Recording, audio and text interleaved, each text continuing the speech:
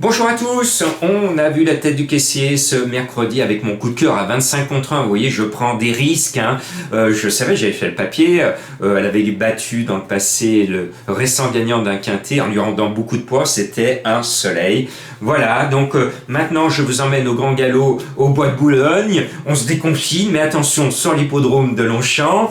Méfiez-vous, l'horaire est décalé. 20h15 si vous voulez voir cette belle course en direct et jouer au dernier moment. Je vous le conseille, jouer au dernier moment si vous en avez les moyens, pianoter comme moi au dernier moment. J'ai un cheval, on sort de la fête des mères, et ben il y en a une qui commence à pouponner, elle est en tête de ma sélection, c'est le 16 Gem Cutter. Eh bien moi je l'aime cette Cutter, elle est régulière, c'est un métronome, je pense qu'elle va vouloir sortir par la grande porte, elle est dans sa robe de mariée, elle a déjà un petit polichinelle dans le tiroir, et avant d'aller goûter au pré et aux joies d'avoir un petit poulain au printemps prochain, eh bien je pense que cette dame maintenant, cette poulinière, va finir par une belle performance. Donc je la vois gagner. Et puis, il a déçu, c'était le roi des quintets 2020, c'est le cancre 2021. Comment va-t-il se présenter le 13 El Magnifico avec Monsieur Quintet, Stéphane Pasquier dessus et à ce poids, sur ses meilleures valeurs, ce numéro 13 devrait être El Magnifico. C'est un coup de poker. C'est un coup de poker, s'il court comme les dernières fois, il n'a aucune chance de rentrer dans le quintet. S'il se rappelle qu'il était la star des tiercés en 2020-2019, alors là, à ce poids, il peut gagner. Coup de poker, coup de poker. Voilà.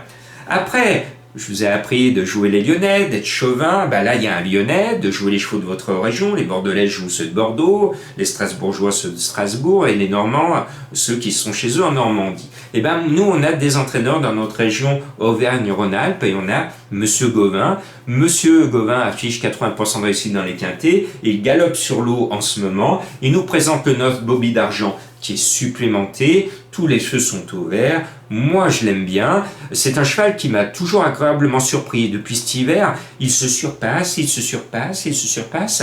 continue à se surpasser, il pourrait un jour ou l'autre courir les grands prix, voilà, et avoir une belle chance, pourquoi pas.